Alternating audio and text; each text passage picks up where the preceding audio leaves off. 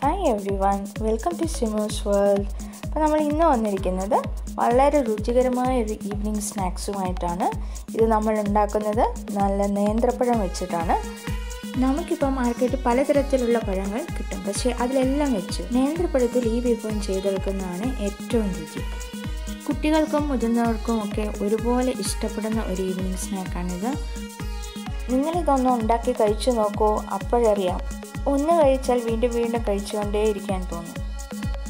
അപ്പോൾ വീഡിയോയിലേക്ക് പോകുന്നതിന് മുമ്പ് നിങ്ങൾ ആദ്യമായിട്ടാണ് കാണുന്നതെങ്കിൽ ഇതുവരെ ചാനൽ സബ്സ്ക്രൈബ് ചെയ്തിട്ടില്ലെങ്കിൽ ഒന്ന് സബ്സ്ക്രൈബ് ചെയ്യാൻ മറക്കരുത് കേട്ടോ. ആ ബെൽ ഐക്കണും കൂടി ഒന്ന് എനേബിൾ ചെയ്തേക്കണേ. അപ്പോഴേ നിങ്ങൾക്ക് ഞാൻ പുതിയ വീഡിയോകൾ ഇടുമ്പോൾ കറക്റ്റായി നോട്ടിഫിക്കേഷൻ വഴി നിങ്ങൾക്ക് കാണാൻ സാധിക്കുകയുള്ളൂ. ഈ വീഡിയോ ഷെയർ ചെയ്യാനും ലൈക്ക് ചെയ്യാനും മറക്കരുത് കേട്ടോ. നിങ്ങൾ കഴിഞ്ഞ പ്രാവശ്യം ഞാൻ അപ്ലോഡ് ചെയ്ത വീഡിയോ കണ്ടിട്ടില്ലെങ്കിൽ ഞാനതിൻ്റെ ലിങ്ക് ഏറ്റവും അവസാനം കൊടുക്കുന്നുണ്ട്. അത് നല്ലൊരു മാംഗോ മിൽക്ക് ഷേക്കിൻ്റെ റെസിപ്പിയാണ്.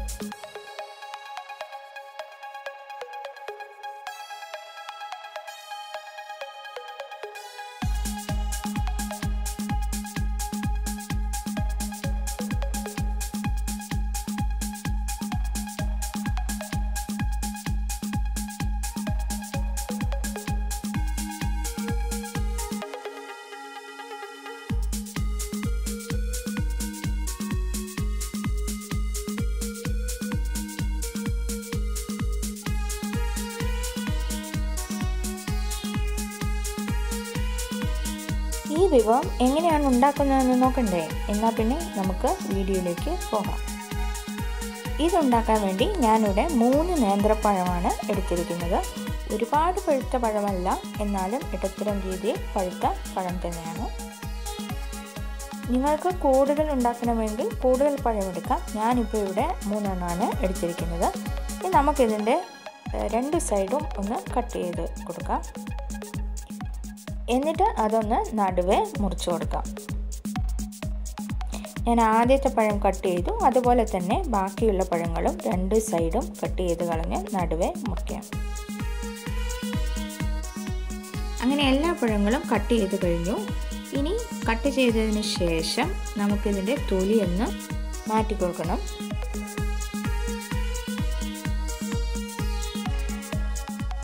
ഇനി ഇത് വീണ്ടും നെടുകെ ഒന്ന് കീറണം.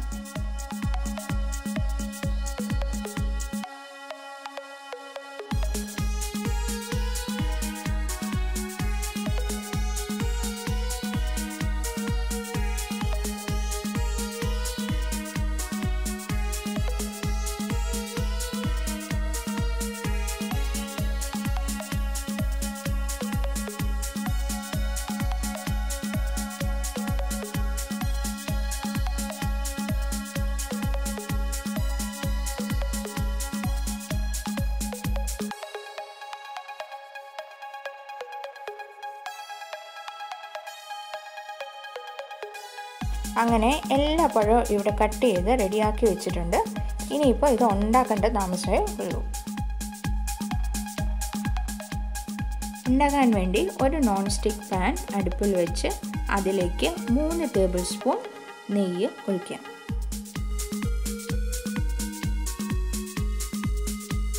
ഇപ്പോൾ നെയ്യൊക്കെ നന്നായി ഉരുകി വന്നിട്ടുണ്ട്.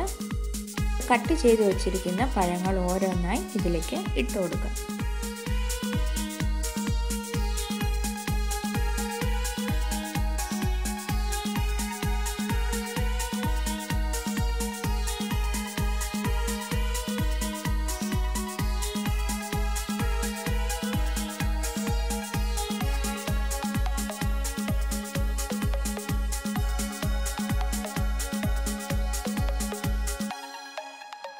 തീ ഒരുപാട് കൂട്ടിയല്ല ഒരുപാട് കുറച്ചുമല്ല വെച്ചിരിക്കുന്നത്, ഒരു പകുതി തീയിലാണ് വെച്ചിരിക്കുന്നത്.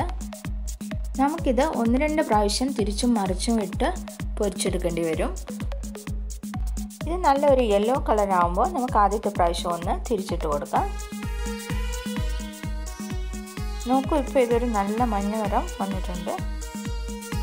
നമുക്ക് എല്ലാത്തിനും ഒന്ന് തിരിച്ചിട്ട് കൊടുക്കാം.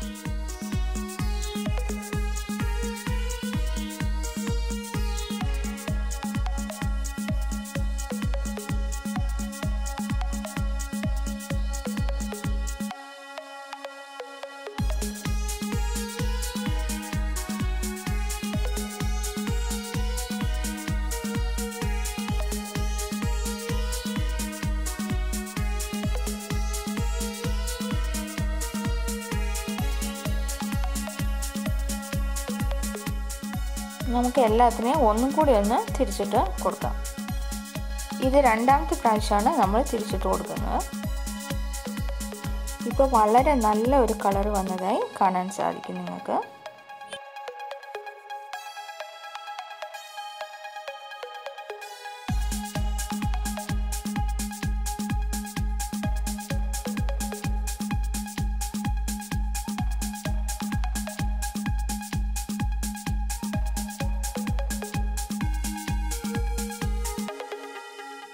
ഇനി നമുക്ക് ഇതിനെ ഒരു പ്ലേറ്റിലേക്ക് മാറ്റിയെടുക്കാം. നിങ്ങൾക്ക് വേണമെങ്കിൽ ഇതൊരു ടിഷ്യൂ പേപ്പറിലേക്ക് ആദ്യം മാറ്റിയെടുക്കാവുന്നതാണ്. പക്ഷെ ഞാനിപ്പോൾ ഇത് നേരെ ഒരു പ്ലേറ്റിലേക്കാണ് ഇടുന്നത്. ഒരല്പം നെയ്യൊക്കെ ഇതിൻ്റെ മേലെ ഇരുന്നാലേ അടുത്ത സ്റ്റെപ്പ് നമ്മൾ ചെയ്യുമ്പോൾ നല്ല കറക്റ്റായിട്ട് ബ്ലെൻഡ് ആവുള്ളൂ.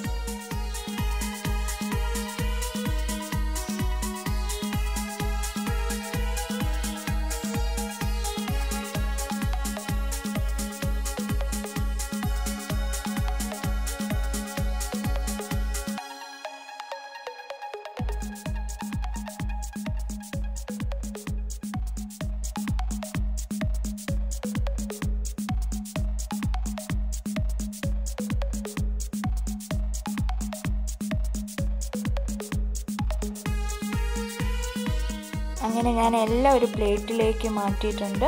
ഇനി നമുക്ക് അടുത്ത സ്റ്റെപ്പിലേക്ക് പോവാം. അടുത്ത സ്റ്റെപ്പിൽ നമുക്ക് ആവശ്യം ഒരല്പം പഞ്ചസാരയാണ്. ഒരല്പം പഞ്ചസാര സ്പൂണിലെടുത്ത് നമുക്കിതിൻ്റെ മുകളിലേക്ക് തൂവിക്കൊടുക്കാം.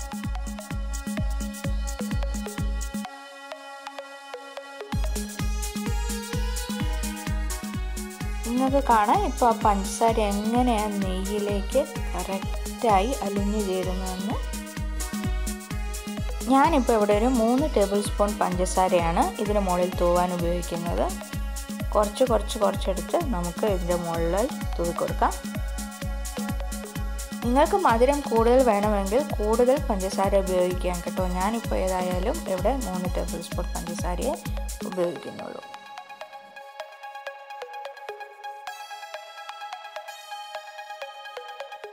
ഇപ്പോൾ നോക്കൂ, പഞ്ചസാര ഇട്ട് കഴിഞ്ഞപ്പോൾ അതിൻ്റെ മൊത്തം ടെക്സ്ചർ തന്നെ മാറിയിരിക്കുകയാണ്.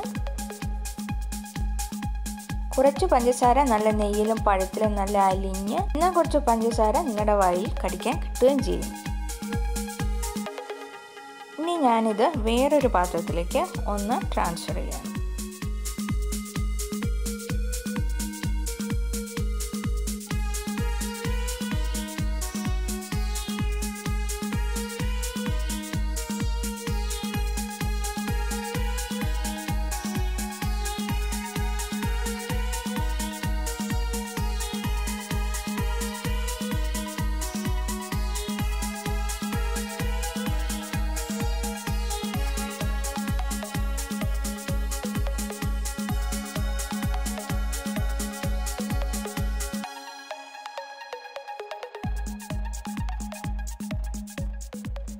അങ്ങനെ നല്ല നറും നെയ്യിൽ പൊരിച്ച പഴം ഇവിടെ തയ്യാറായി കഴിഞ്ഞു. ഇത് നിങ്ങൾ ഉറപ്പായാലും ട്രൈ ചെയ്ത് നോക്കണം. നിങ്ങൾക്ക് എന്തായാലും ഇഷ്ടപ്പെടും. ഞാൻ ലാസ്റ്റ് അപ്ലോഡ് ചെയ്ത മാംഗോ മിൽക്ക് ഷേക്കിൻ്റെ വീഡിയോ നിങ്ങൾ കണ്ടിട്ടില്ലെങ്കിൽ ഞാനിവിടെ ലിങ്ക് ഇടുന്നുണ്ട്. കണ്ടിട്ടില്ലാത്തവരൊക്കെ ഒന്ന് കാണണം കേട്ടോ.